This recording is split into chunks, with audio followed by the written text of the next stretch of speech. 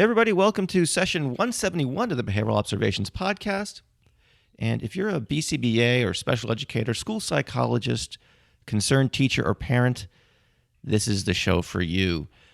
If you're supporting kids in public school settings, you probably already know that sound classroom management is hard to come by. And in my travels, I think this phenomenon is more acute, perhaps, as schools have had to contend with the disruptions in service continuity imposed by the COVID-19 pandemic. As such, I think it's reasonable to ask what behavior analysis has to offer when it comes to helping teachers spend more time teaching and less time dealing with behavior problems. Luckily, behavior analysis has provided us with a tried and true and easily implemented strategy for improving classroom management, and it's called the good behavior game. And in this session, I had the opportunity to speak with Dr. Jeanne Donaldson from Louisiana State University about the good behavior game in quite a bit of detail. She's done a lot of research on this, and as you'll discover in the interview, she earned her PhD in psychology from the University of Florida and is now an associate professor in the Department of Psychology at Louisiana State University. And she conducts research on commonly encountered childhood behavioral challenges. Dr. Donaldson is currently an associate editor at JABA. She is also a licensed behavior analyst in the state of Louisiana. So in this episode, we discuss how Jeanne got into behavior analysis. She provides an overview of the general structure of the good behavior game, and we hear what it was like for Jeanne to run it for the first time in a classroom setting. It's a pretty interesting story I think many of us can relate to. We also talk about procedural variations of the good behavior game, as well as how to troubleshoot when the good behavior game is not working. And I think that's a really, really important part of the show to kind of hover over and maybe give it another listen. And along the way, I ask her a lot of questions that I've encountered in my own practice when using the good behavior game. So I hope you'll find these tips very, very practical. I also hope that you'll find or you'll develop an appreciation of the broad applicability of the good behavior game, especially in light of some of the positive outcomes that have been documented in some longitudinal studies of it.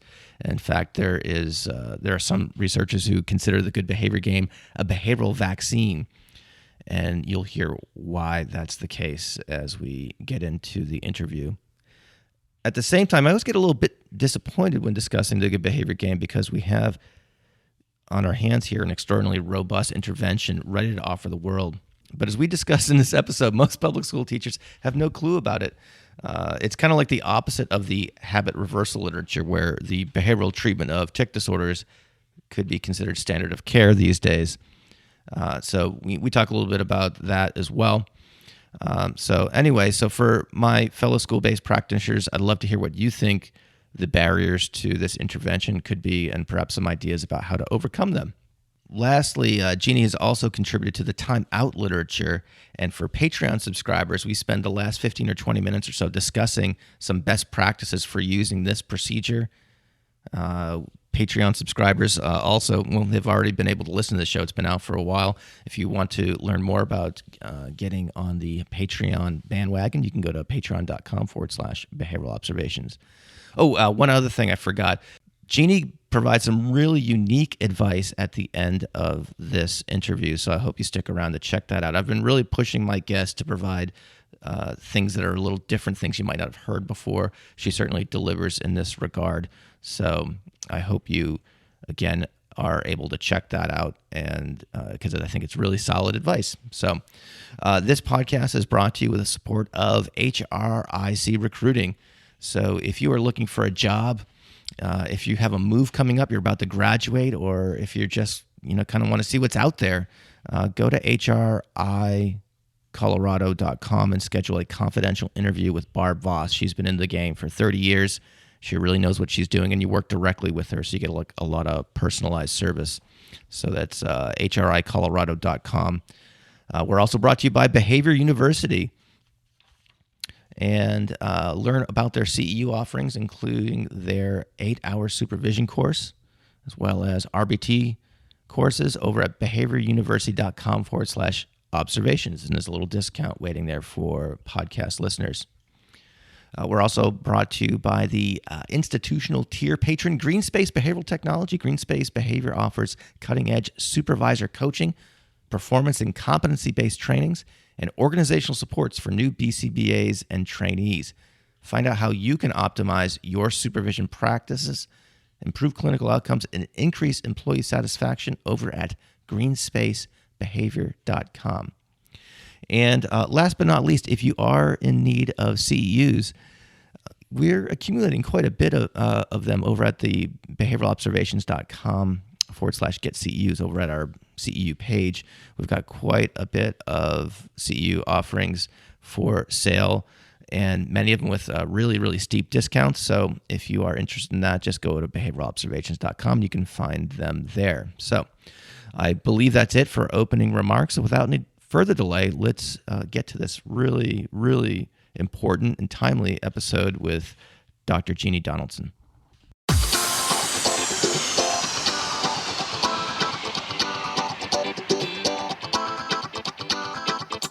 Welcome to the Behavioral Observations Podcast, stimulating talk for today's behavior analysts.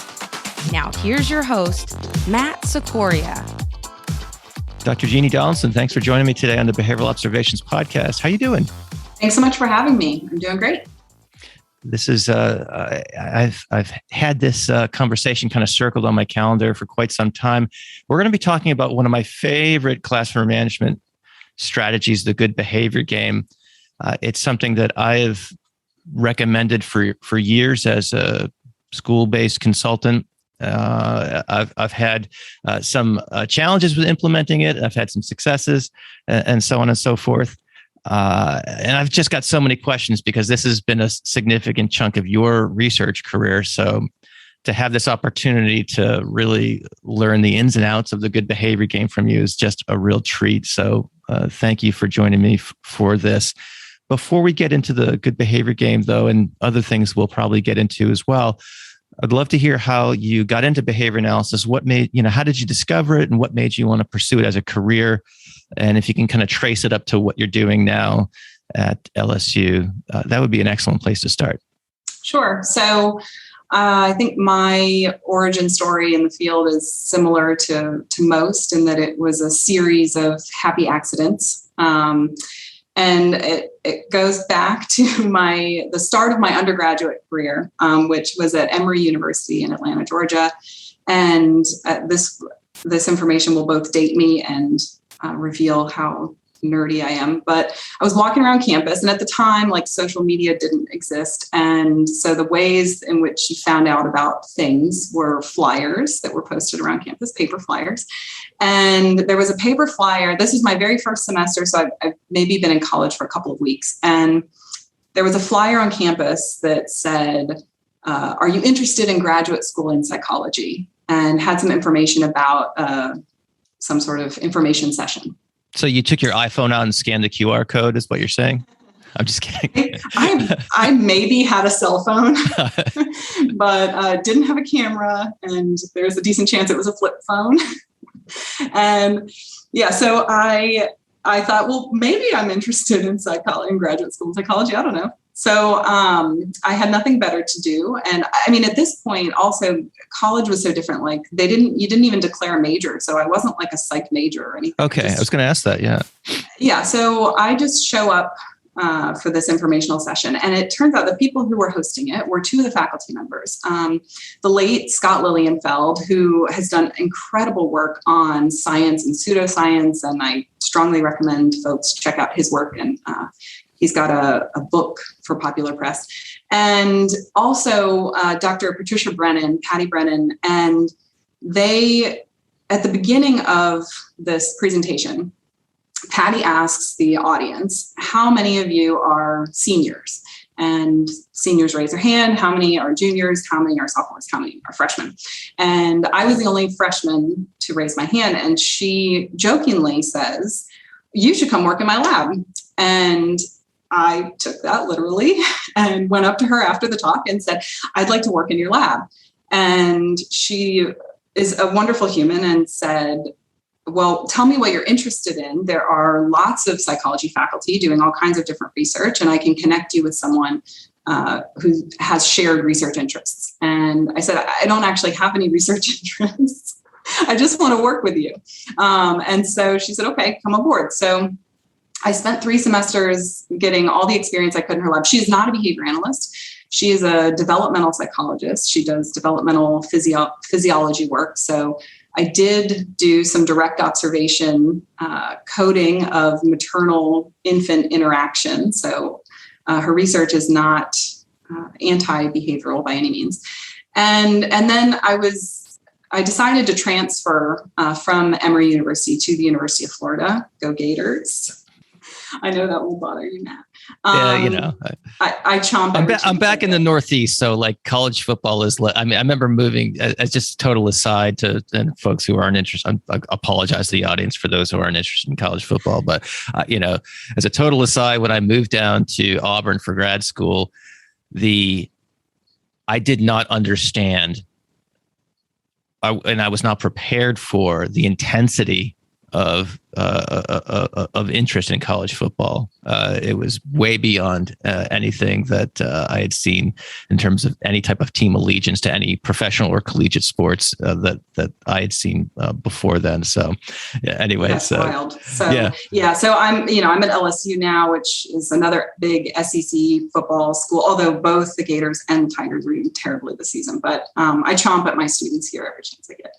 Chomp is, and for those the chomp is the hand motion, the gator hunt, yeah. So yes. Anyway, so I told Patty that I was going to be transferring to the University of Florida, and she said, "Well, when you transfer, you should work in Jesse Dallery's lab." And Jesse Dallery had been a graduate student at Emory University, and he's a behavior analyst. For those who don't know, check out his work. I don't know that he's been a podcast guest, but I recommend having him on. Yeah, he did one of our Inside Java series. Oh yeah, and I've listened to that one. So sorry, Jesse, I forgot about you. But so Patty sent Jesse an email connecting us and said, "Oh, I've got this eager undergraduate student who, if you've got room in your lab, you might take her on." And Jesse responded to me and said, "Oh, are you interested in smoking cessation research?" Because that was the work he was predominantly doing at the time. And I said, "No, but I'm interested in research." And so I arrived at UF and had a spot in Jesse's lab and worked closely with Bethany Rafe and working with humans on smoking cessation work.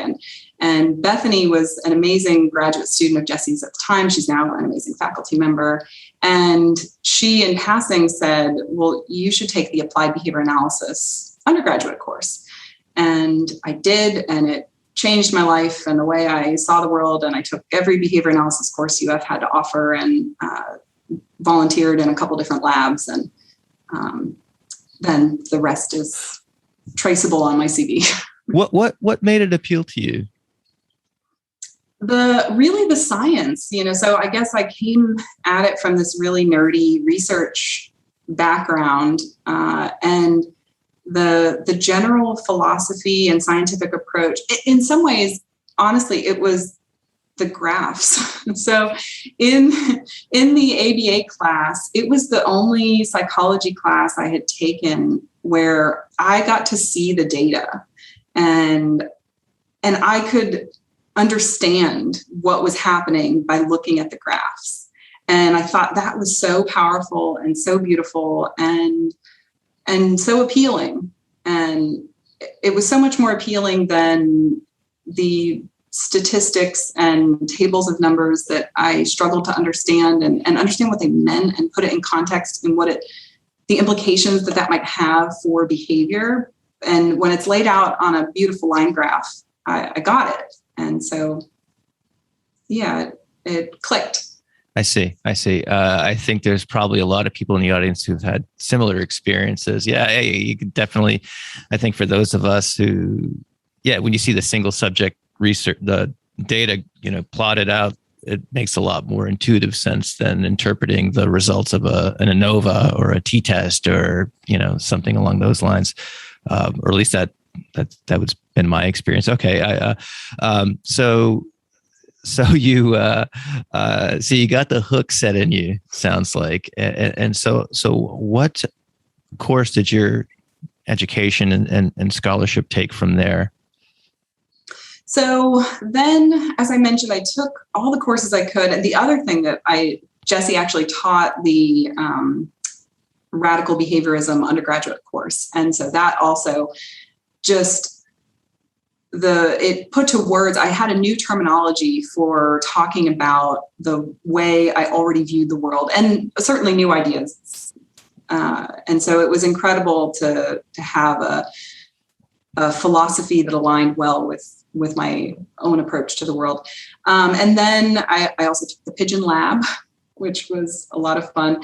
But I really liked working with humans and kids. And so I applied to graduate programs and ended up going to Florida Tech and for my master's. And at the time, Matt Normand was there, and he was doing physical activity research. And I was really interested in what I didn't realize at the time completely were kind of novel applications of behavior analysis. So I did not have a specific interest in working with children with autism or intellectual disability. Not that that hasn't been part of my work or part of my experiences as a behavior analyst, but that wasn't why I got into the field. And so I was really excited about what he was doing related to health and fitness. And then Matt left me to go to the University of the Pacific. He abandoned me after my first year in the program. And then Pam Neidert came. So it was another series of happy accidents. Then I got to work with Pam, and Pam was amazing and wonderful. And then I applied to the University of Florida to work with Tim Vollmer, and he accepted me as his doctoral student. And so that's where I ended up again. And then I did a postdoc with Sung-Woo Kong at Kennedy Krieger Institute and Johns Hopkins. Wow. So you hit some of the real, I guess, major meccas, if you will, of behavior analysis, certainly in those couple of locations for sure. So, I've been really lucky to have a long series of really outstanding mentors.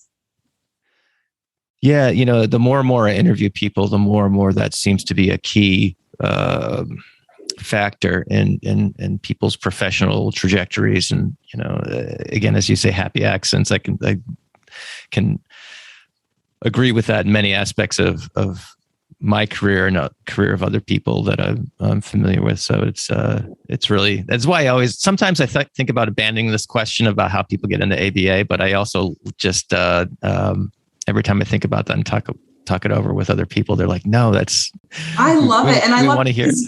Yeah, you can't always know.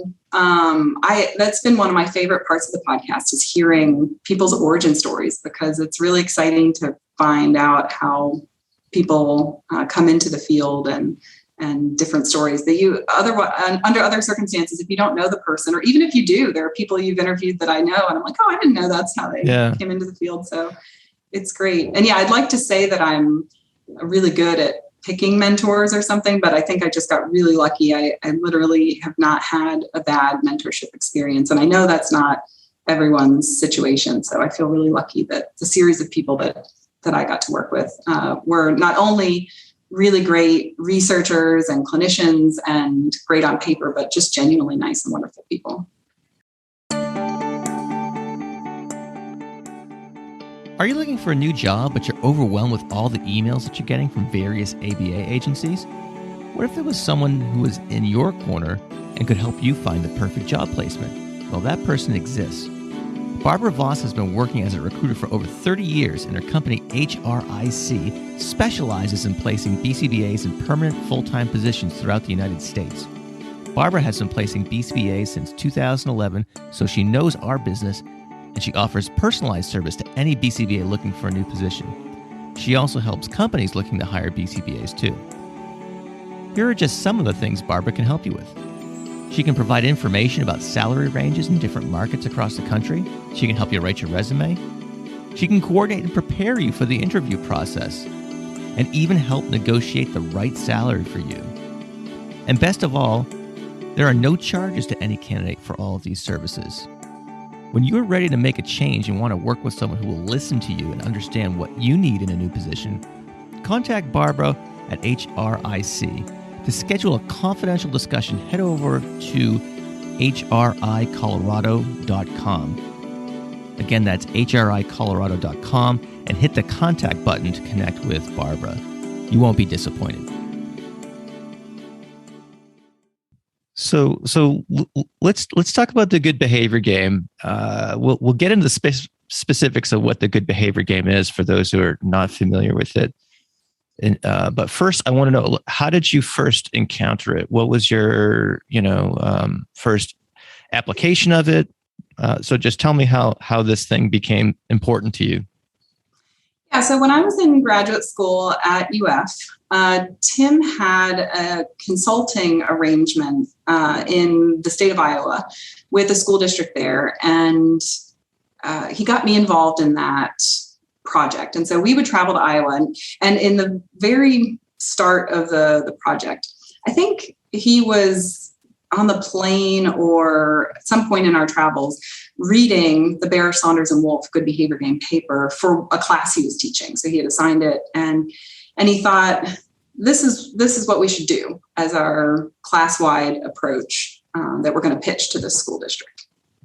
And so I hadn't read the paper and didn't know anything about it. And we pitched it to the school district. And, you work in school, so you've certainly experienced probably many skeptical teachers and administrators and the range of things they say. So there was an awesome administrator for the district who thought that the name of the Good Behavior Game was ridiculous and silly, and you can't possibly call it that. And what is this thing you were doing? But she was sufficiently convinced that she let us roll with, we were going to kind of pilot this out in several classrooms in the district that were particularly struggling with classroom management as part of a larger approach of things we were doing. And so then one afternoon, I guess, Tim says to me, we had collected some baseline data in a few classrooms, and he says to me, tomorrow, you're going to model the Good Behavior Game for one of these teachers. And I had never implemented the Good Behavior Game. I had never had no training in it myself. So that night in the hotel room, I spent the entire evening reading Bear, Saunders, and Wolf, the method section, carefully writing my own little script of what I was going to say and practicing to no one. To prepare myself to lead a kindergarten classroom in the Good Behavior Game. And that classroom is one of the classes in the 2011, the Donaldson et al. 2011 paper in Java. That was the first Good Behavior Game paper that I published. Okay. And so, yeah, it went really well. And I don't mean to throw Tim under the bus in suggesting he is a bad mentor for just throwing me into this. Tim knows very well what his students are capable of. And it turns out the Good Behavior Game is so easy that you really can tell someone the night before, hey, you're going to do this. And then you can do it successfully because it's a really simple approach. So it went really well. Okay. All right. So you were kind of thrust into the fire, it sounds like. All right. I think I have a follow-up question to that, but I want people to know what the Good Behavior Game is first. So let's spend a little bit of time talking about what the Good Behavior Game is. So let's pretend someone's encountering this podcast and they're like, what the heck is the Good Behavior Game? How would you describe it to them? All right. So I know most of your listeners are likely behavior analysts. So it's basically a package of healthy contingencies and packaged together in game form, which this was the original formulation of the Good Behavior Game was in the late 60s, so long before gamification and everything was a game. So this was a pretty cool idea to turn classroom management into a game. And it was designed to reduce disruptive behavior in a fourth grade classroom. And designed to make it fun to follow the rules. And so what the package includes is setting clear behavioral expectations. And these are frequently things like stay in your seat and wait for permission to talk. And then dividing the class into teams. So that's part of the game portion is you're on a team. And so the teams function as it's an interdependent group contingency. So the behavior of everyone on the team matters. And then the teams receive visual and vocal reminders if they break one of the rules of the game. And so usually, a tally mark is scored on a board, and the teacher will say something like, team one, you need to stay in your seat. And so they get immediate behavior-specific feedback, although usually in team form. So the feedback is given to the whole team, not just an individual student. And then if they receive fewer than some number of these reminders, then they win a prize. And all teams can win. If both teams exceed the criterion, then the team with fewer marks wins. And so it's set up as a DRL schedule, differential reinforcement of low rates of behavior. So it's not a DRO. You don't have to be perfect. Behavior, some disruptive behavior is allowed to happen and your team can still win. And the prize is some sort of putative reinforcer. I see. And this has been subjected to many, many, many replications over the years. So I think the original was at 1968, I think was the first study, and it's been replicated. Can you talk a little bit about that? What populations it's been examined in, and let's start there. There's a couple other, I guess, directions we can go from that, but that's one of the things that really appeals to me and jumps out at me when you look at the literature more broadly, is how widely applicable this is. Yeah, it's wild. So this is one of the most widely studied classroom management procedures. And it's been studied in preschool classrooms. It originated, I had mentioned, in fourth grade. But I think there have been published studies in every grade in elementary school, middle school, high school, even college. And of course with adaptation. So I mentioned kind of the key components of the good behavior game, but the rules can be whatever behavioral rules you want them to be. The prizes certainly vary.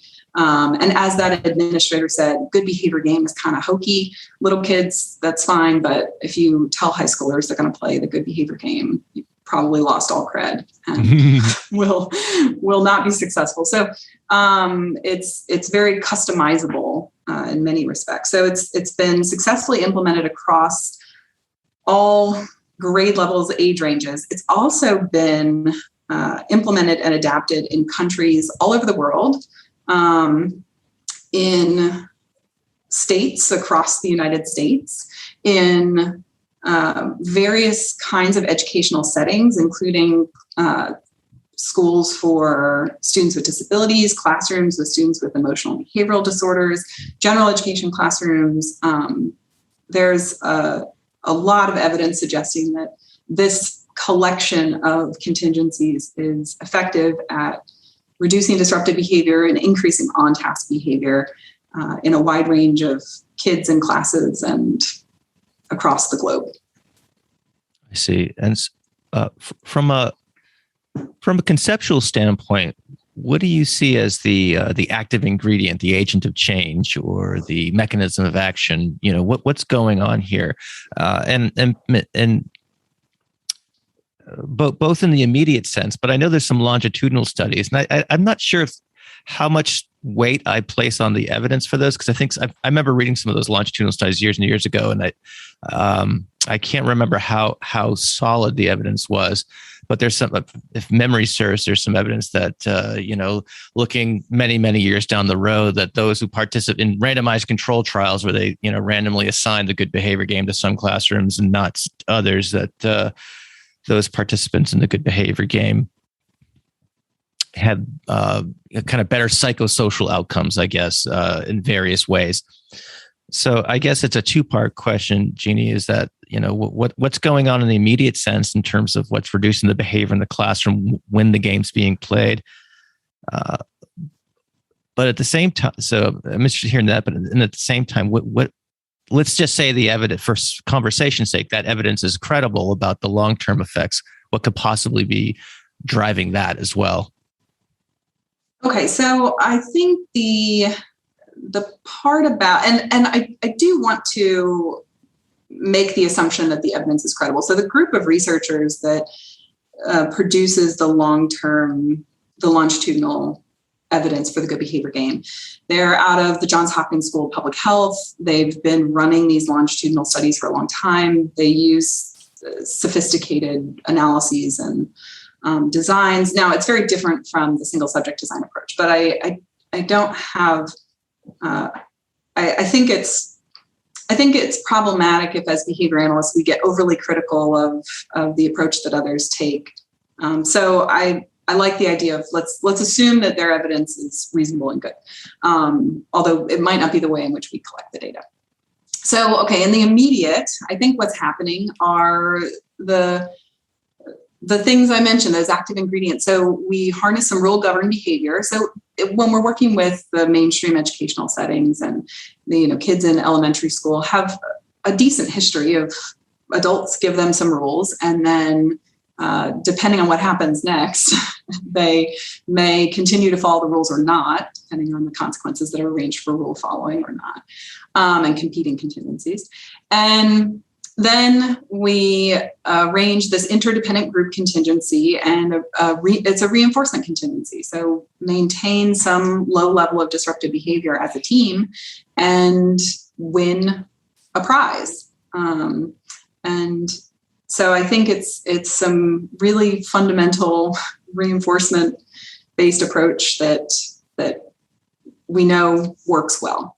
And so I think in some ways the immediate effects are really unsurprising to behavior analysts. Although I will say I'm almost surprised every time when I run the first session in a classroom. I don't know why, but I'm always like, what if it doesn't work this time? And then it does, and it's wonderful. And then I'm like, of course it does. I know it works. But whew.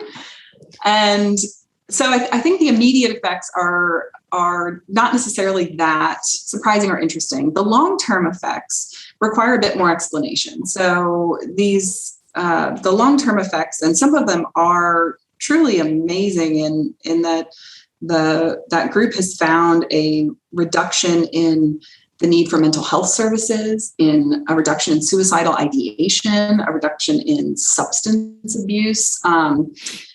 And so some major long-term benefits are suggested from the good. Now, it's all group design. So this isn't like you experience a good behavior game and there's no chance that you will have a substance abuse problem or a mental health issue or whatever. But I think there are a couple of things that happen during the good behavior game that might make these kinds of long-term outcomes possible. So one is that we have documented effects across both single subject and randomized controlled trial studies that the good behavior game produces changes in peer interactions and peer nomination. So how peers perceive each other. And I'll talk about that process a little bit because it's less familiar to behavior analysts. But Emily Groves and Jennifer Austin published a really cool study in 2019 in JAVA and looking at peer interactions during the good behavior game. And they found that as a function of the good behavior game, the students increased positive interactions, so like supportive statements to each other and cheering each other on, and a reduction in negative interactions, things like threatening each other or name calling. And this aligns with the randomized control trial studies, the large N group design studies that use a totally different approach in measuring peer interactions, or they use a peer nomination system. And it's pretty cool. So what they do is they give each kid, and I think they have computerized programs for this now, but basically you can give each kid a stack of pictures of every kid in the class. And then you ask them questions. So page 1, the question might be, circle the students that you play with the most. And so they circle the pictures of the kids they play with the most. And then the next one might be circle the students who say mean things to other kids. And they might give an example of what they mean by what are mean things. And so they circle who says mean things. And so they ask a series of questions that basically ask students, all the students in the class, to nominate their peers on these different kind of behavioral and interactional measures. And what the RCTs have found is that peer nominations on those, like nominating students for who is disruptive and who says mean things, changes as a result of playing a good behavior game. So peers are nominated more highly following experience with a good behavior game. So I think when you change the social dynamic of the classroom such that students are kinder to each other, and students who were struggling with friendship issues prior to playing the good behavior game now have more opportunities to access social reinforcers for appropriate behavior. That changes school, right? And the other part that I think is that could be a big driver for these longitudinal changes is that there's a change in teacher-student interactions as well. So now the feedback that you get from your teacher on your disruptive behavior is a reminder in a relatively neutral tone, and it's signaling, cut it out so that I can give you this prize. And then when you cut it out, you get this prize. And now you have this positive interaction with your teacher that you didn't have the opportunity to have before. And in baseline, the interactions that teachers may have with students with high levels of disruptive behavior is, a lot of probably inconsistent intermittent reprimands in a not so neutral tone. And I please don't take this as I'm blaming the teacher in any way. I'm not taking that at all. I'm a behavior analyst and ascribe to the circumstances view. The teacher is rightly frustrated because disruptive behavior is frustrating, and the teacher is human and a product of her own circumstances or their own circumstances. And so, but what that looks like, that dynamic of I am frustrated with you and delivering intermittent reprimands, that's a different dynamic than what happens when we play the good behavior game. And so I think that and so we also see a change in those RCT studies in how teachers nominate the students. So then the teachers, those highly disruptive students, get nominated as less problematic in the class. And so that you change the interaction between a teacher and students, and you change the interaction between the student and their peers, and your world at school is a different place.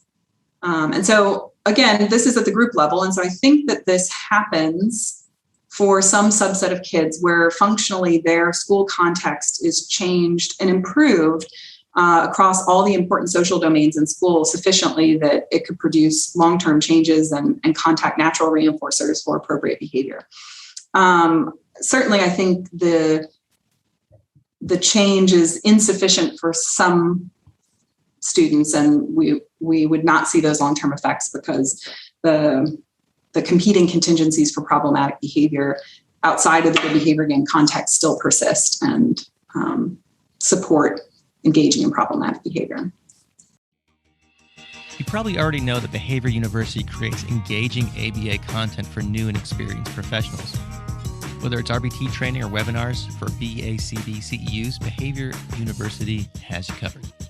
Behavior University is launching an interactive BACB supervisor training, an innovative approach to supervision training with interactive video to practice decision-making and tools to create a personalized portfolio to take with you when you're done. The course is designed to guide new supervisors through applying the important skills required for effective supervision to their own unique experiences. Behavior University also offers 2 tiers of RBT training. Choose the essentials for the 40-hour course or the premium to add a full kit of study materials and a full-length practice exam. In addition to these features, supervisors can now purchase access to these RBT courses so they can monitor any RBT training for course progress and quiz performance. Supervisors will also receive tools and content to support training of new staff. Users rave about Behavior University RBT training, calling it the clearest instruction, the course that made it stick, amongst other comments. BCBA say that their staff clearly get it after taking their course. So to check out what they've built and to get podcast-specific discounts, head on over to behavioruniversity.com/observations. So I want to go back to that first episode of teaching the good behavior game when you were thrust into the fire there by the good Dr. Vollmer. Were you? So I have to imagine you were nervous, and if I think perhaps many other behavior analysts who don't have a background in public ed might likewise be nervous, I suppose, if they don't have experience, say like student teaching, or even just addressing a classroom of students not in the teacher role. So tell me what that was like for you, and what was it like to start, making marks on the scoreboard? Did you see an immediate behavior change? I really want to put as much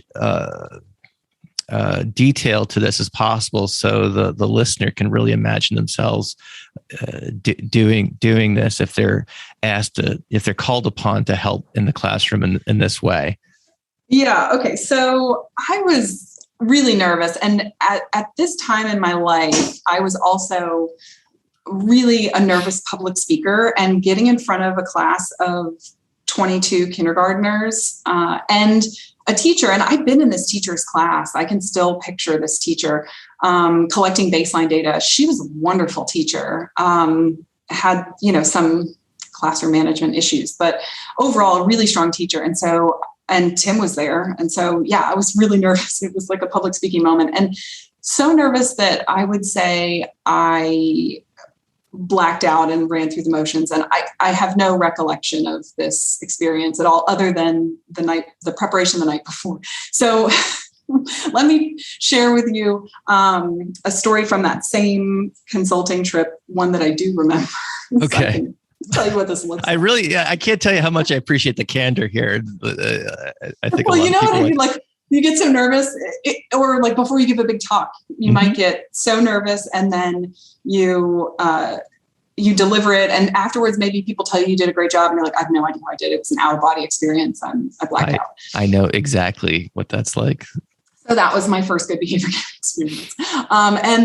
But what happened later, so there was another classroom in that same 2011 paper, where we're in a different school now. And in this classroom, I should say, if you haven't spent any time in kindergarten is awesome and wonderful. And it's also, if you haven't seen the movie Kindergarten Cop, highly recommend it. Kindergarten doesn't look at all like what it looks like in Kindergarten Cop, but and for those of you who don't know about the movie, it's an Arnold Schwarzenegger movie. It's like an comedy action movie. He is a police officer who goes undercover as a kindergarten teacher. And as he's walking into kindergarten the first day, and school staff member is walking him into the classroom, and she says, well, kindergarten is like the ocean, never turn your back on it. And it just perfectly describes, like, kindergarten classrooms are chaos. You've got 20 plus 5-year-olds that don't know what they're doing with themselves. And so it's a wonderfully fun world to be in. So we're in this kindergarten class, and the teacher is attempting to do a whole group instruction, but the whole group isn't present. So most of the class is sitting on the carpet, and because in kindergarten, whole group instruction frequently takes place on a carpet. Mm-hmm. And but there's a subset of kids. There were 3 kids that never attended whole group instruction. They played in the back of the classroom. And they just accessed classroom materials and toys and had a ball on their own while the teacher delivered a lesson. And it was a fine lesson, and students were actively engaged, but these students never attended. And so the first day we came to play the good behavior game in that classroom, what I did was I got to the front of the room to introduce the game, and do what I usually do, where I ask the students to raise their hand if they like to play games, and I raise my hand, and we get excited about games. And I tell them that I'm going to introduce a new game, and that before I tell them the rules of the game, I want to tell them what they can win if they win the game. And then I show them the prize options, which are, and we can talk about this later if you'd like, but the prize options don't need to be expensive. They don't need to be tangible. They don't need to be edible. We've got and for different age ranges, certainly the prizes should vary, but we get the kids excited about, this is what you could earn if you win. And then I say, okay, now I'm going to tell you how you win those prizes. And then I lowered my voice to almost a whisper. So those kids in the back couldn't hear me, but they were sufficiently interested that, ooh, there's a game and there's a prize. So all those kids, or the 3 kids in the back, come creep to the carpet and take a seat. And for the rest of the time we were in that class, those students attended whole group instruction if the good behavior game was being played. And so, yeah, sometimes it doesn't take a whole lot, especially, that's why I love kindergarten too. You can have really hokey little prizes, and it doesn't take a whole lot to compete with whatever else they might be doing in the class sometimes. I see. That's really helpful. What would be your setup of the good behavior game if you're on the other end of the K through 12 spectrum? So let's say you're in a high school or a middle school or something like that. Obviously, kids are savvier, they're more sophisticated. They may be a little more, what's the word I'm looking for? They might have their arms crossed and be, what is this all about type of thing. How would you approach a classroom in that setting? Oh, I wouldn't approach high schoolers. Just as a rule. Just as a rule. Middle school and high school are not for me. It's funny the when I'm in schools, the higher grades that I feel older when I'm in the higher grades. Like I feel like a dinosaur. Like when I feel more at home in an elementary school setting myself. There's no one like a high schooler who can make you feel out of touch and school. Yeah. And my wife is a high school teacher, and she has the total opposite. She's like, ew, I don't want little kids with, runny noses and stuff. No, thank you. So it's funny how it's like almost like a litmus test of some sort. Yeah. So I joke, but I've not done much work in middle and high school. But Ray Jocelyn, that's where he spends his time, is with those older students. And so he's another good behavior game researcher. And I've interacted with him enough that I can hopefully not butcher his recommendations for that age range. Okay. And he's the first author on that paper you shared with me, right? Yes. Jocelyn et al. And is that 2020 or 2021? I just have it right here. 2020. Yeah. A Practitioner's Guide to the Good Behavior Game, Jocelyn et al. 2020. Yeah. Yep. Okay. I'll have that in the show notes along with some other resources too. So anyway, I'm sorry, I interrupted. Please continue. No. So I think first, you can't call it the good behavior game. So when you're introducing it, it needs to have a different name. The names that Ray has given it are either just game, or he'll give it the name is the number that is the point criterion. So the game might be called 32 or something. And so way cooler than that's clever. Game. I like it. Yeah. And then the reinforcers are different. So things like enriched free time. So at the end of class, you win the game, then you get 5 minutes to put in your earbuds and listen to music, or get on your phone, or in cases where he has used edibles, I think those like hot fries were big for a bit. Those they're like chips, but they're spicy French fry things. I don't know. They were see, you don't spend enough time in high school. The high school kids love the hot fries. I see. So it's about knowing what's cool in high school, and then providing opportunities for them to access those things, or gum. I could totally see that being hugely. Chew gum for a bit. Yeah, definitely. They just have to spit it out before they leave the class, or the next teacher will be displeased with your good behavior game. Yeah. And the other thing that he has mentioned before is that the vocal feedback can sometimes be problematic or disruptive in the older classrooms, such as like that degree of attention. Perhaps it has to do with the history. Those students have a longer history of attention for problematic behavior. So perhaps attention for problematic behavior is more likely reinforcing. And so I think in some cases he's cut out the vocal feedback altogether, and you just score the marks on the board. And by high school, the early grades too, the kindergartners, they're like just learning what tally marks mean. and that you cross at the 5, like that's a kindergarten. Oh, yeah, that's a good point. Yeah. Yeah. So the visual feedback, we do visual in preschool. We do visual feedback as like a big board, and we have markers, and we've got a line, and the markers go up. And then when they cross the line, that's the criterion to make it a little more obvious for the preschoolers. But high schoolers have enough experience with tally marks that you can get away with just the visual feedback, I think. Hey everyone, as a BCBA, meeting your continuing ed needs can be challenging at times. That's why I have made selected episodes of the Behavioral Observations podcast available for Type 2 continuing education credits. That's right. You can meet a portion of your professional development requirements on the go. Currently, we have CEs for topics including functional assessment, ethics, and supervision. Come learn from podcast favorites such as Greg Hanley, Pat Fryman, Mark Dixon, as well as many other amazing guests. For more information, head on over to behavioralobservations.com/get-CEs. I want to talk a little bit about the yeah, but questions So what I mean by that is when I've recommended the good behavior game to some teachers, I will get the yeah, but questions, and I'm like, yeah, but, and the main one I hear all the time, and I would love to hear your thoughts on this. It would say something like, yeah, Matt, but what we're doing, aren't we really just paying attention to negative behavior? When I'm willing to bet teachers have have mentioned that to you as a potential barrier or problem or what have you. If that is the case, how do you typically respond to that? Yeah, that's been a major concern. I hear that concern more from principals and administrators than I hear from teachers themselves. But yeah, I've definitely heard that concern. How I respond to it depends on the audience.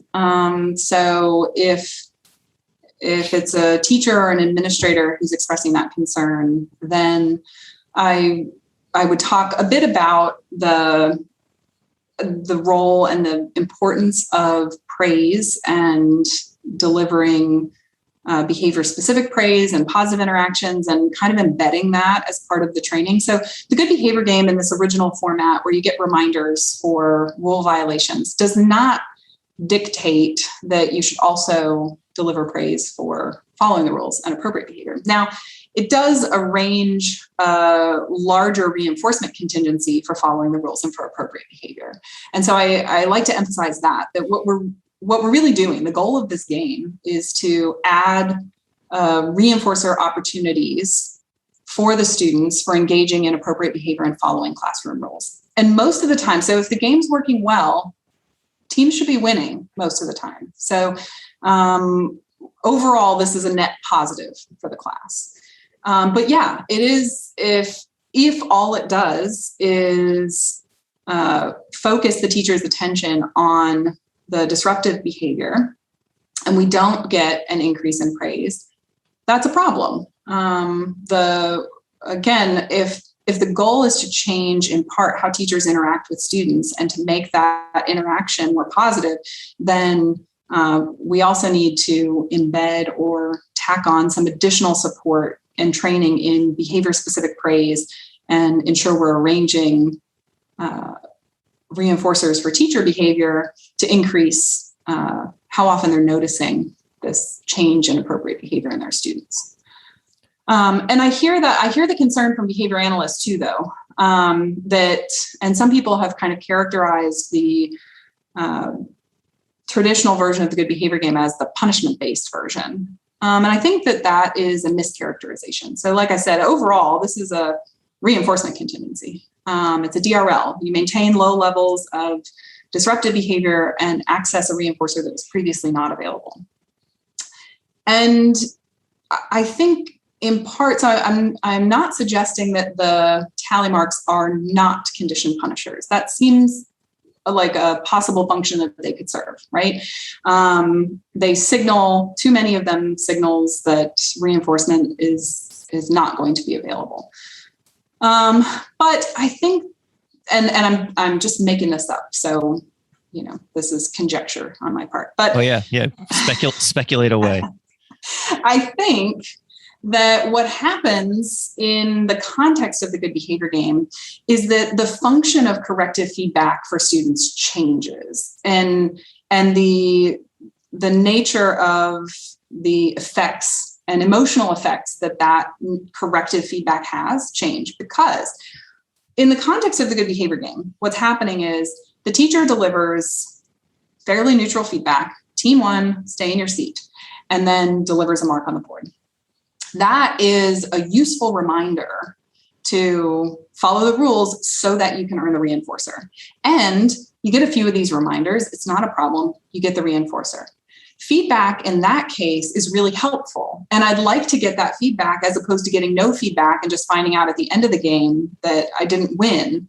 Well, that is likely, and this is a study maybe my team needs to do, or someone else, feel free to pick up the idea, in looking at the preference for versions of the game that include feedback or not. I suspect that lots of kids would prefer to have the behavior-specific feedback to know how they're doing and know how close they are to winning or losing the game throughout the game. So in that case, the feedback is valuable and good and not that aversive. We also, anecdotally, I don't see the same kinds of side effects when we deliver the points as we tend to see when we use other punishment-based procedures. Like you take a token in a response cost system and it produces some emotional behavior. Now, losing the game produces some emotional behavior. Kids are displeased when they lose. And that's one of the negative side effects of reinforcement, right? So when the failure to earn is aversive. And so it's not punishment certainly has its problems. Reinforcement's got its problems too. Mike Perrone wrote a great paper years ago called The Negative Effects of Positive Reinforcement. Now I feel like I've gone off on a tangent, but this is great. Yeah. So go ahead. Yeah. Okay. So back to the feedback is useful in the context of the game.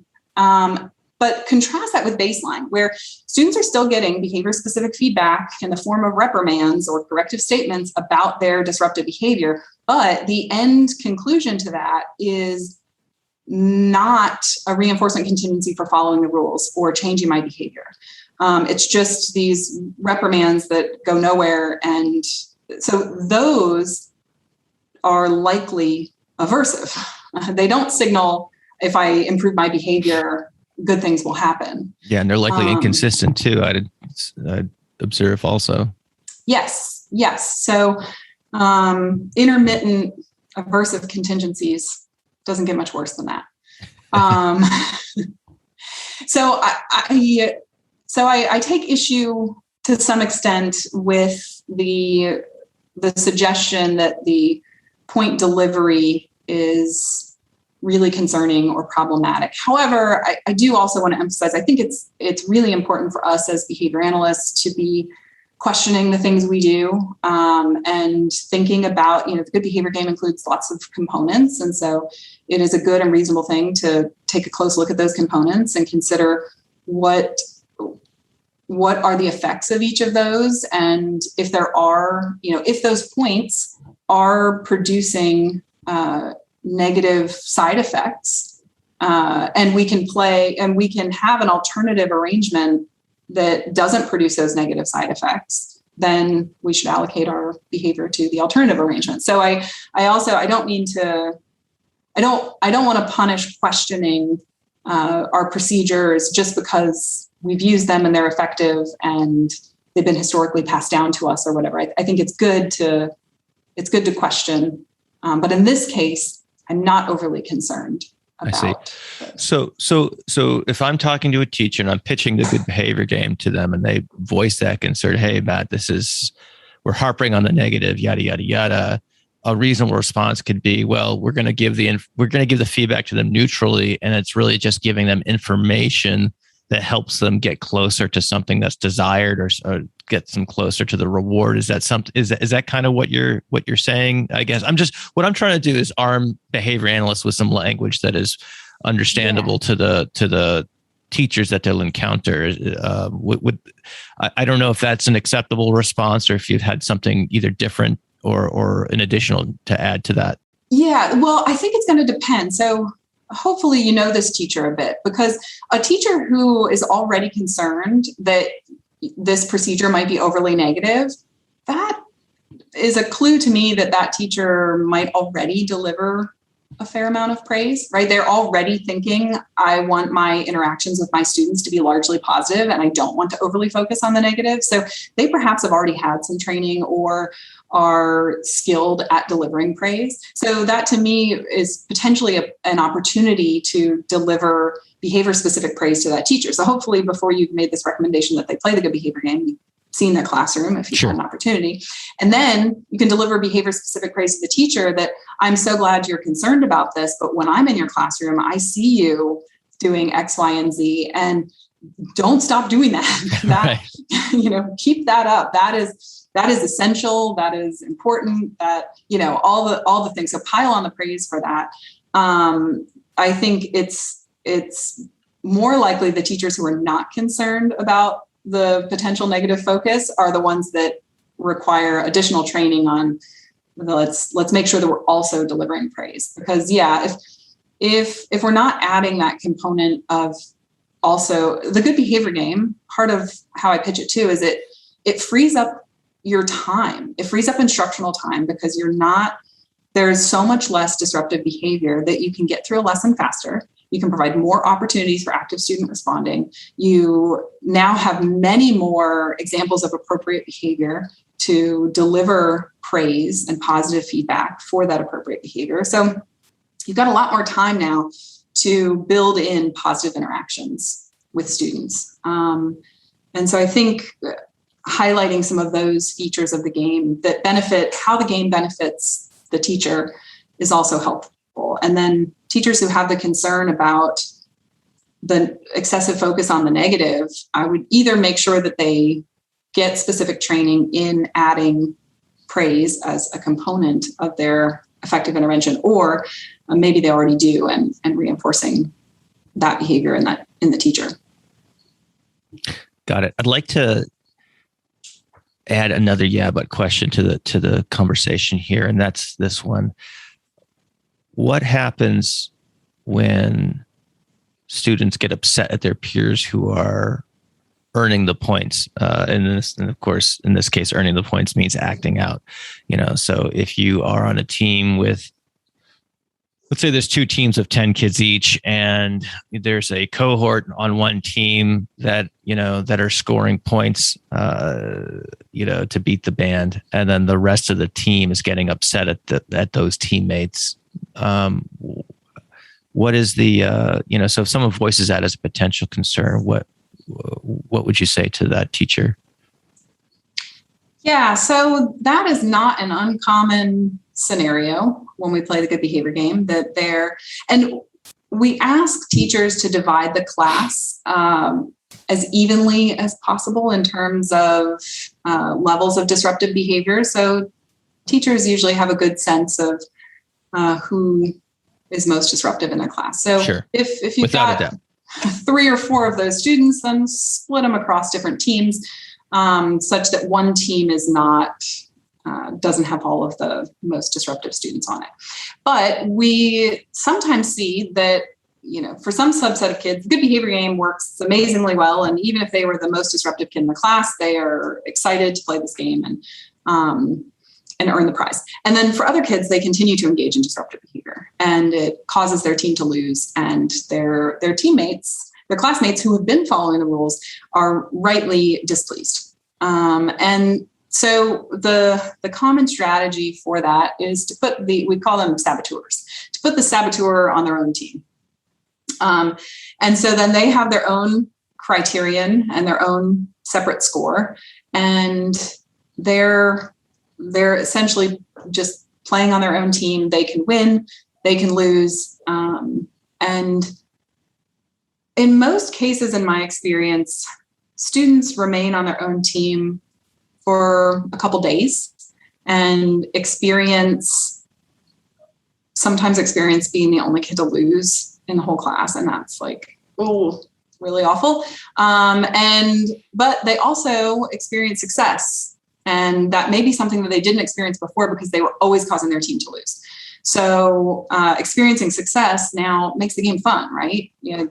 I've contacted the reinforcer, and if we've selected a good prize, if we've selected something that actually functions as a reinforcer, then now the student is back on track, and we can reunite them with their team.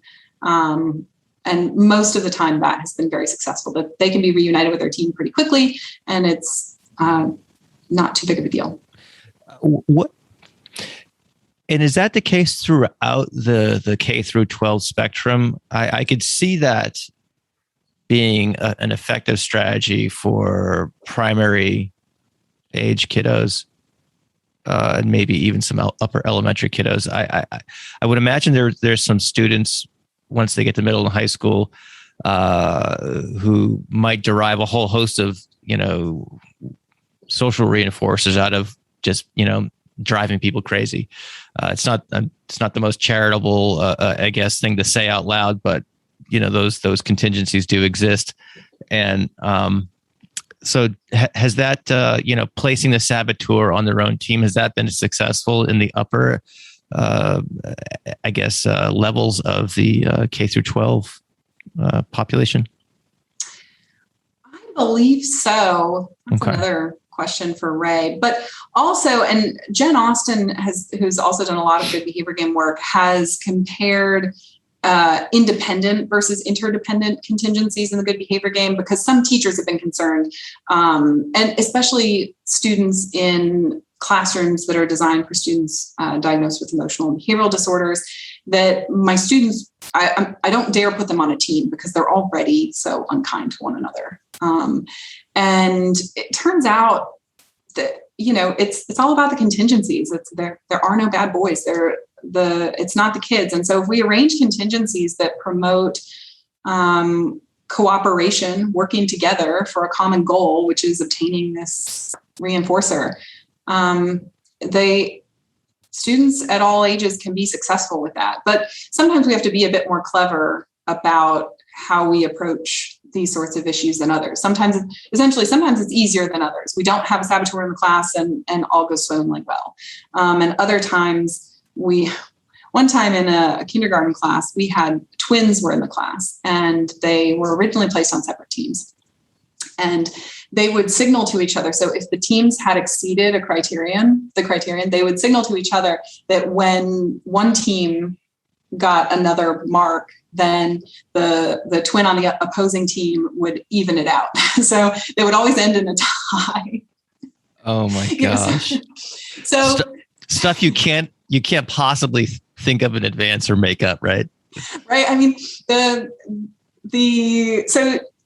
funny things happen when you're working with groups of people and groups of kids, and behavior is funny. And so unprogrammed things happen. And that's where it's helpful to be a behavior analyst, because we can then use the tools we know. The good behavior game is it gets packaged as this intervention that you could just hand off to teachers. But to me, what it's really, the benefit of it is it's teaching the broader skill set of being clear with the behavior you expect of your students, and delivering behavior specific feedback, and arranging reinforcers for following the rules.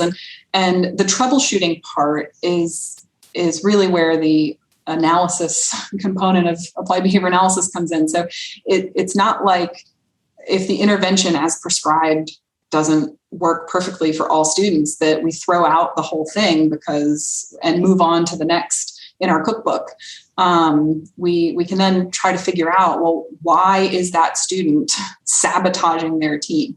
Why is that student a non-responder to the intervention? And what additional supports can we provide for that student to be successful in this class and with this game? If the game is effective for nearly all students but a few, then that's great to know too, because whereas when we first walked into the class, the teacher may have said, I've got 4 students I want to refer for individualized behavior plans. And then we implement the good behavior game and we reduce it to 1. So maybe that one student is causing us trouble in the good behavior game, but to reduce the overall effort in identifying and individualizing plans for students in the class, because now we're down to 1. Oh, that's an excellent point. What other, Are there other kind of yeah, but questions or other types of concerns that teachers raise about the good behavior game when you're spelling it out to them that I haven't thought to ask here? I think the yeah, but question I get a lot, or that I do as much as I can to ward off. I'm actually doing a good behavior game training, or my students are, at a school this afternoon. And so the yeah, but question that I predict is, yeah, this works for those kids, but it's not going to work for my kids. You haven't seen my class. You haven't seen my school. You haven't. And some of that is because, there are certain schools, the schools where we're doing our work now are, traditionally and currently under-resourced schools, and pull from areas with great economic need. And so teachers are concerned about the portability of the interventions that work in other places with a population that deals with more significant challenges both in and outside of school. But the good news is the good behavior game has been played, like I said, across the country, across the world. So their students are certainly unique because every set of students is unique, but they aren't unique in the profile of students that have been shown that the good behavior game is successful. But what we did, instead of saying, because I don't find that it's usually effective to tell teachers, well, there's some research with students that are kind of like your students. And that's not the most convincing argument. So what we did is found a volunteer teacher who let me play the game in her class and video it. And so the video, it's on a school device. And the thing is, video recording in schools is a challenge. So we don't have a lot of video models of what the good behavior game looks like because you can't record kids in a classroom, and for good reason. But because it's a classroom in the school and we're only using the video to train teachers in the school, and we have all the appropriate things in place, we could video me implementing the good behavior game in a classroom in the school, and then we can show that video and the key components of the video so that the teachers can then, it essentially stops that yeah, but in the tracks, by saying, look, here's it working in a class in your school. Yeah. I might still get, it was a first grade class, so I might still get yeah, buts from the fifth grade teachers, but I think we can go a long way by demonstrating. And I think the model that we typically use, and I also fully appreciate, I am primarily a researcher by trade. And so I have a lot of luxuries that clinicians don't have. And it's in part why I selected this role. But one of those is that we can, for the teachers that we work with, we can model the procedure for them. So we're going to do a bit of didactic training, but we also have the luxury of, we go in and, like I said, I played the good behavior game last week in this classroom, and that goes a long way in all the yeah buts. If I just say, well, can I try it out in your class? Most teachers say, yeah. Have at it. Yeah. You think like you could do this? And absolutely not. I do not think that I could. No, I know you're not saying that. No, I know, but I've had those conversations before. So I fully appreciate all of the luxuries of my job, and do not think that I could handle the pressure and stress and constantly changing contingencies that we place on teachers currently. Absolutely. I do not think I would make it. So no, I don't try to suggest that I could do their job better than them. But I know that's what I was just kidding around with that comment. Yeah. I tried to show and have advocated for definitely respecting the nature of that very difficult job, especially in some of those populations that you described. There's a lot of the schools I work with here in New Hampshire and Vermont are also, very much communities in need and have all the behavioral repertoires that go along with that. So I get it for sure. All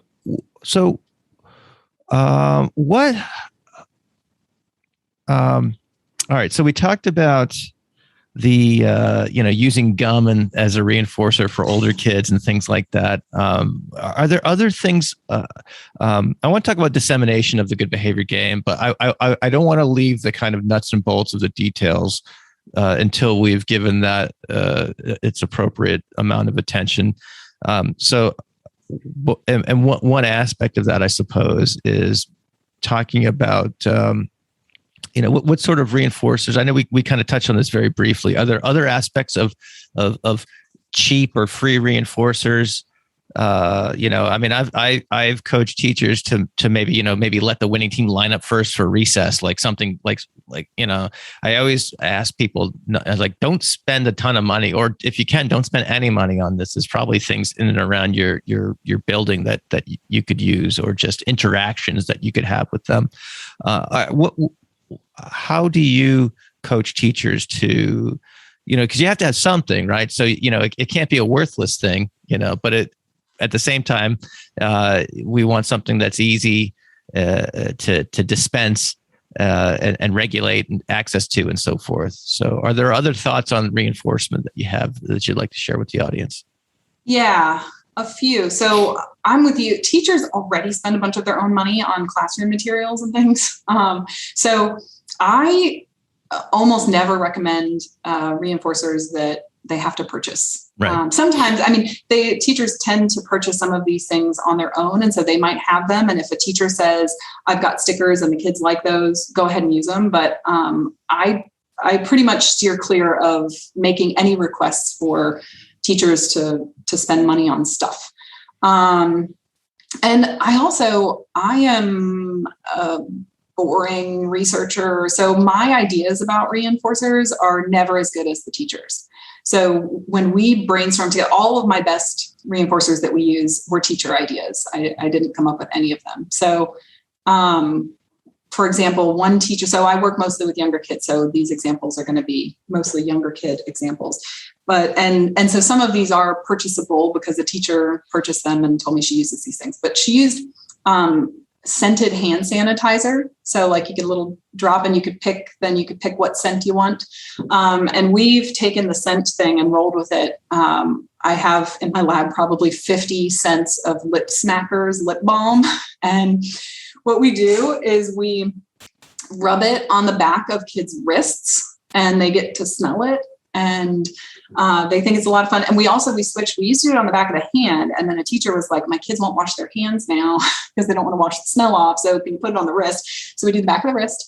But yeah, there are lots of free, like a dance party, and kids can go in the middle and bust a move. And now, again, high schoolers probably do not want to do that in front of their peers. But kindergarten and first grade, they are thrilled to show their teacher and their peers their best dance move. Any sort of extra free time, and that works at all grade levels. So you can structure the free time, and teachers might have certain art materials that are more highly preferred than others, like things that have glitter or something. And so you might get a special time with special art materials in the class, or listening to music during the next activity, or lots of things. We actually have a list in that practitioner's guide that I sent you. There's a table of different rewards, and it's broken down by grade level and different types of activities and social reinforcers. So yeah, I think, and there are all kinds of little like YouTube videos and things now that are short and fun and silly that teachers can let the kids have a moment of, wiggle around and do this dance, choreographed dance. So I think lots of things like that. And then I always just work with the teachers because, like I said, they tend to have better ideas than I do. There's the class that I was in last week, she has something called desk pets. And so she has these little figurines animals, and the kids can adopt a desk pet. And the pet sits on their desk and just hangs out with them while they work. And they have to earn access to their desk pet. So they have it's functionally a token system. So they have to fill their sticker chart. And once they fill it, they can trade it in to adopt a desk pet. And how brilliant is that? So there's some investment and you have to buy some little animal figurines. But then the kids can swap them out. You get to adopt a different pet. I just thought it was brilliant. I never would have thought of that. And so they can earn tokens on their way to earning their desk pet for winning the good behavior game. So yeah, there are lots of free or very inexpensive classroom prizes. Classroom privilege is also, like you mentioned, lining up. So the classroom is a unique place where it's almost its own little closed economy, where things are valuable in the class that wouldn't be valuable outside of the class because there's just restricted access to these things.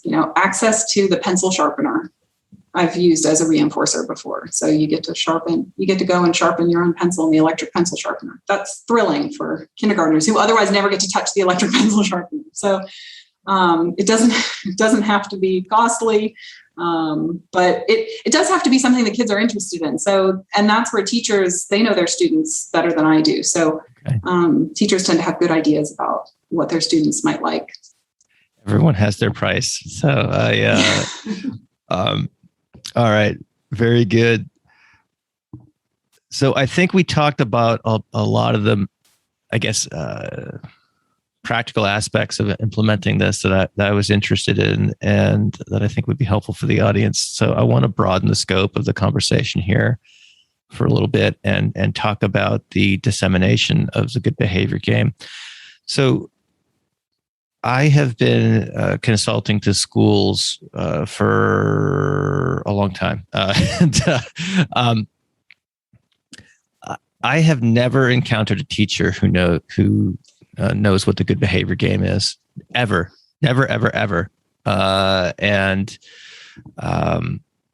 So I'm just curious that, so maybe I'm unique. I don't know. But let's just say for sake of argument that I'm not, and that this kind of, so it seems like there's a problem of dissemination, perhaps. I guess firstly, would you agree with that, or are you encountering people in the wild, teachers in the wild who were taught this in their teacher prep programs?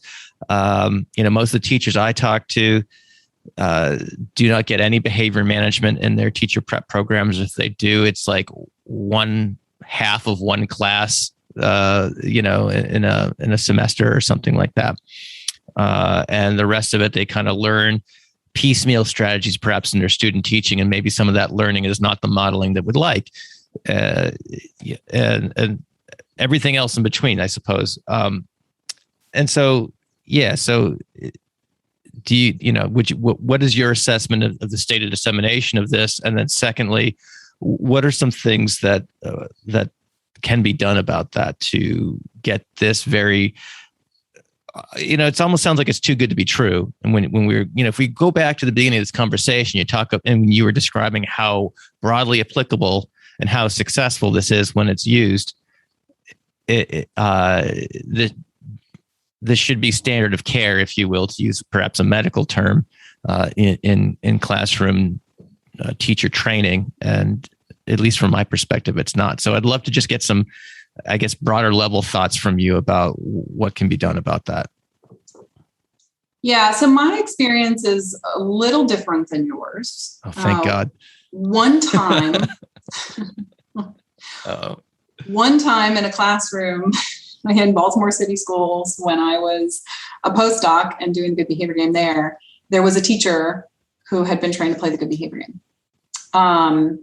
But that's the only one. So my experience is not that different from yours. And Baltimore City schools, it makes sense because that's where the RCT research comes out of. Yeah. Kellum's work. And so she was probably part of that, some of the RCT research. But yeah, otherwise I've played the good behavior game in Baltimore, Maryland, in Iowa, in West Texas, in Louisiana, in Florida, and none of those places have any of the teachers heard of or had any training in the good behavior game aside from the one in Baltimore. So yeah, there's a clear dissemination problem, and I think you've identified it. So first, I want to back up to sometimes we blame researchers for dissemination problems, and in this and frequently that's a good source to blame. I don't mean to say don't blame the researchers, but in this case, and sometimes applied behavior analysts, we get very siloed in our own thing and we publish in our journals. And so then no one else gets to hear about the awesome things that we're doing. That's not the case with the good behavior game. So the good behavior game has been evaluations of the good behavior game have been published in behavior analytic journals, education journals, school psychology journals, prevention science journals, public health journals. The group out of Kellum's group out of Hopkins has published what are in some ways similar to the practitioner guide paper for teachers and prevention scientists, that it's very friendly language that anyone could understand. So there has been work on the researcher end to disseminate broadly across academic domains and a little bit beyond. I think the problem is in teacher training programs. So teachers don't get training in behavior management and they don't get any behavior analytic training for the most part, aside from a handful of teacher preparation programs in the country. For the most part, they don't get training in classroom management. And the awful thing is teachers have been telling us this for decades. So there are publications of survey research asking teachers about areas of domains that they feel are strengths, that they feel like they had a lot of training in, or areas that they feel are relative weaknesses in their repertoire, or areas where they got insufficient training.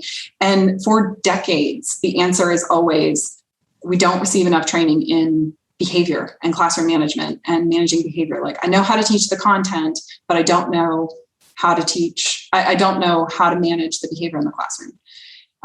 And we in the academy have not responded to that by changing teacher preparation programs. And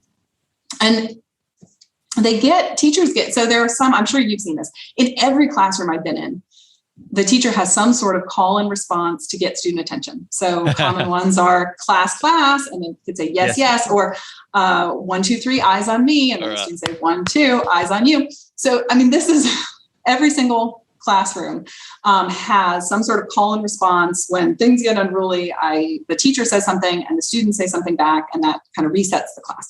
So that gets trained. And I'm not suggesting anyone dump that. I think it's a fun, cute thing, and it does tend to kind of reset things for a moment.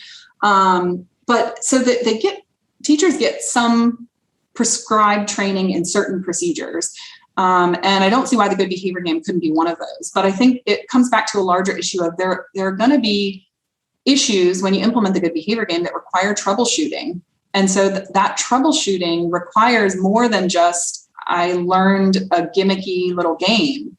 It requires that you know something about how behavior works. And I think all teachers would benefit quite a lot from having a generic course in how behavior works. Sure. That includes some specific targeted interventions, because I think sometimes too, if we only teach concepts and principles of behavior, the application can get lost. So I think we need some of both. And I would alert your listeners to one of your recent episodes with Dr. Behrens about the educational system and historical context of it, because I think she provides a better overview of why colleges of education are kind of stuck in the approaches and the philosophical approaches that they have maintained. And so I think what she highlights, I think that is not only a problem, she's highlighting it in the context of ineffective instructional practices, but I think it also is a problem it's a barrier to getting teachers access to good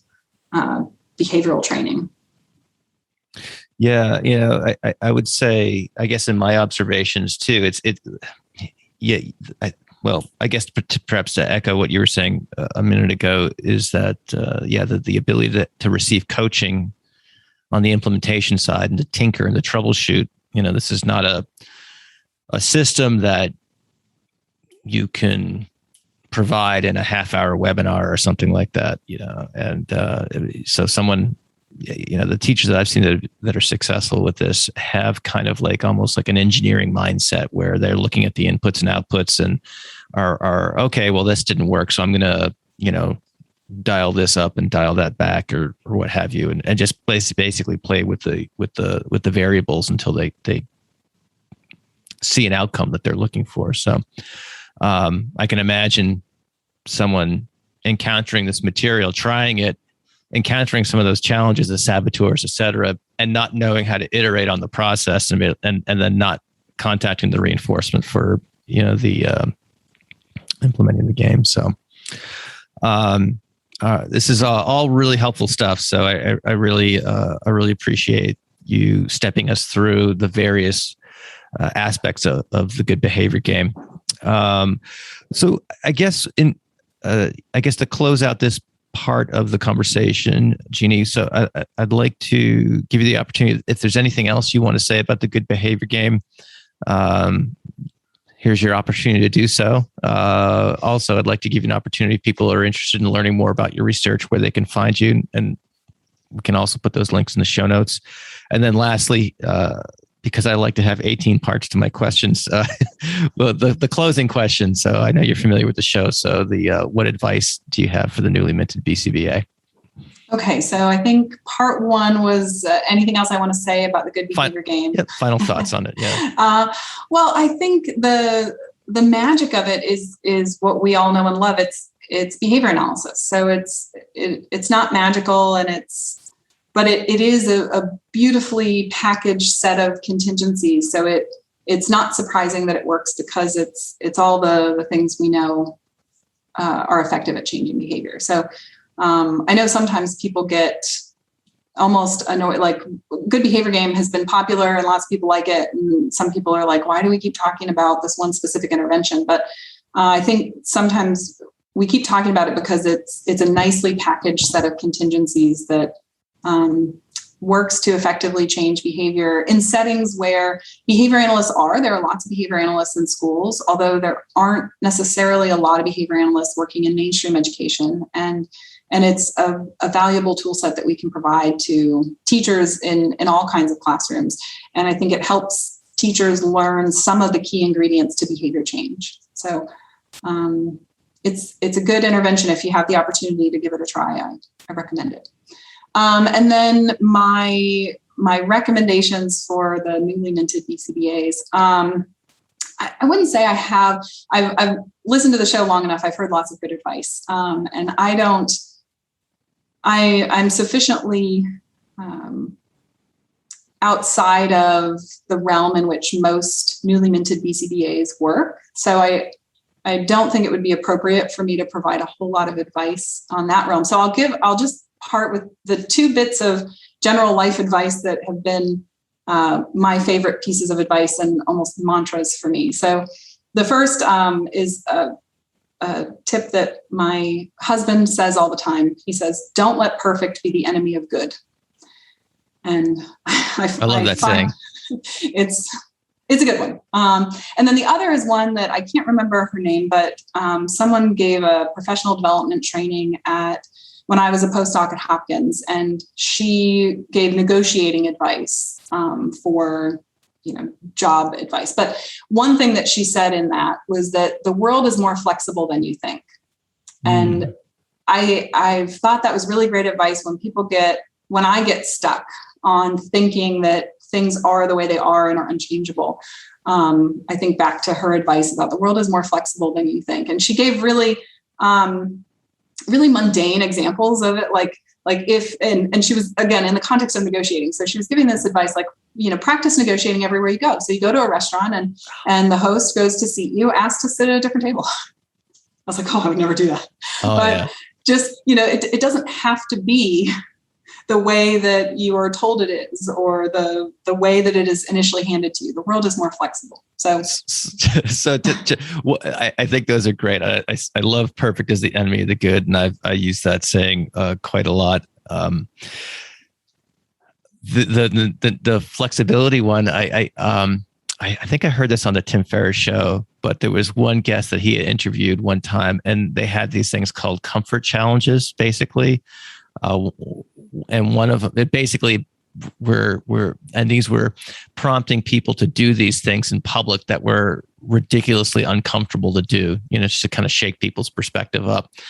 And one of them involved everywhere you go that you're purchasing something, ask for a discount. So if you're at Starbucks and you order, a cappuccino or something like that, ask for a 10% discount.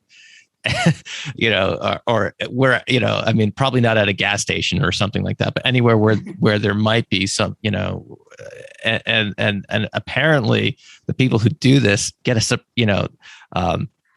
They don't get yes all the time, but a surprising amount of people actually do get those discounts when they ask them. The purpose is not to save money. The purpose is to kind of push people to do things that are outside of their, their own zone of awkwardness. But I mean, I have a gas station example of success of that. My parents are former business people, but my dad is a cigarette smoker, and there's a local gas station that he goes to buy his cigarettes because he's negotiated down. If he buys cigarettes by the carton, he pays a lower price. And I'm like, you just ask for a lower price on cigarettes, and they give it. So even at the gas station, the world is more flexible than you think. Yep. I get it. All right, great. Hey, do you happen to have a few more minutes, Jeannie? I know we're at the time in which I allotted for this. I do. Yeah. All right. So what I'd like to do is for Patreon subscribers, I would like to return to the issue of timeout that you talked about on ABA Inside Track. And that's where I first learned about you and your research. So that episode, if I'm not mistaken, came out a year or two ago, maybe longer. I don't know. It's December 2020. So. Oh, really? Okay. It's been a long year. Yeah, no kidding, huh? And I remember listening to it with great interest. And and I know there's probably the Venn diagram of behavioral observations and Inside Track listeners probably has considerable overlap. But for those who may not have caught that show, you did discuss, the use of timeout and things like that. So what I'm curious about is what, again, I don't want to spend a whole nother episode, going over this. I'm just, thinking of just another, few minutes here of some bonus content here. But what are some principles of timeout that behavior analysts should be aware of? Has your perspective on using timeout changed in light of all, the discussion of trauma-informed care and all, the attention, rightly so, that this issue has been brought to bear by various people in the behavior analytic community over the last, couple of years or things like that. So I'd love to hear your thoughts on those two related topics. And I guess this is my own little shameless plug. I'm giving a talk at the Maryland Association for Behavior Analysis in December. And what I'm going to be talking about there encompasses some good behavior games. Hey, everybody. I want to let you know that if you're interested in catching the last 20 minutes of this conversation, head over to patreon.com/behavioral observations and sign up for the early adopter tier of the Patreon group, and you will get full-length episodes. In this particular conversation, Dr. Donaldson and I speak for another at least 20 minutes or so on the issue of timeout and talk about our own points of view on it and things along those lines. It's a nice end to this fun conversation about just real practical strategies for managing common behavioral challenges. So again, if you want to learn more about that, you can go to behavioralobservations.com/Patreon or patreon.com/behavioral observations. They both go to the same place. So I hope you enjoyed this conversation as much as I did. And for show notes, just go to behavioralobservations.com. I've got links waiting there for you. Huge thanks to all the sponsors. Thanks so much for joining me today. Thank you for listening to the Behavioral Observations Podcast with Matt Sikoria. You can find Matt's notes on this episode at www.behavioralobservations.com. We also invite you to stay connected with us on Facebook at facebook.com/behavioral observations and on Twitter at Behavior Podcast.